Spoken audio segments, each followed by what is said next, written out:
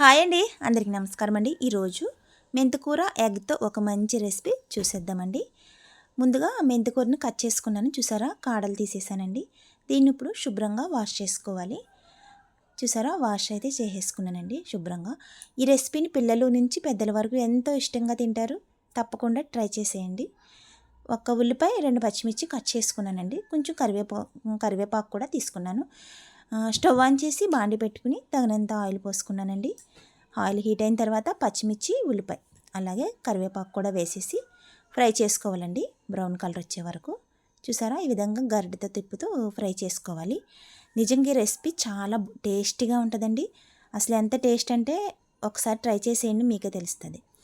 చూసారా తర్వాత అప్పటికప్పుడు దంచుకున్న అల్లం వెల్లుల్లి పేస్టు ఎక్కువ కాదు కొంచెమే వేసి ఫ్రై చేస్తున్నాను. టేస్ట్ సూపర్గా ఉంటుంది. ఇప్పుడు కడిగి పెట్టుకున్న మెంతికూర కూడా వేసేస్తున్నానండి. ఎక్కువగా కనపడుతుంది కానీ అవి మగ్గేసరికి కొంచెమే అయిపోతుంది. చూసారా ఈ విధంగా కదుపుతూ ఫ్రై చేసుకోవాలండి. ఎందుకంటే అవి గడ్డలా కట్టేస్తుంది కూర, పొడి పొడిగా రాదు. సో ఇలా గరిటెతో కదుపుతూ తిప్పుతూ ఉండాలండి.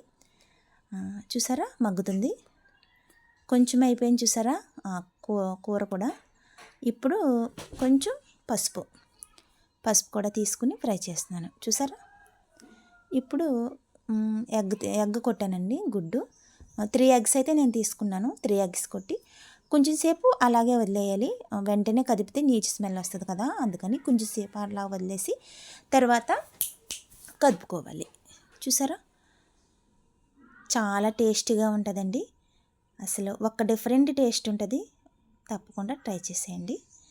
ఈ విధంగా కదుపుకోవాలండి. ఈ వీడియో కనుక మీకు నచ్చితే చిన్న లైక్ ఇవ్వండి. తగినంత సాల్ట్ కూడా వేసేసుకున్నాను. అలాగే మరిన్ని వీడియోస్ కోసం నా ఛానల్ని సబ్స్క్రైబ్ చేయడం మర్చిపోకండి. 1 స్పూన్ కారం కూడా తీసుకున్నానండి. ఈ విధంగా కదిపేసుకోవాలి. కారం కూడా వేసిన తర్వాత ఎలా ఉందో కామెంట్ రూపంలో తెలియచేయండి. పిల్లల లంచ్ బాక్స్లోకి ఈజీగా అయిపోయే రెసిపీ అండి ఇది.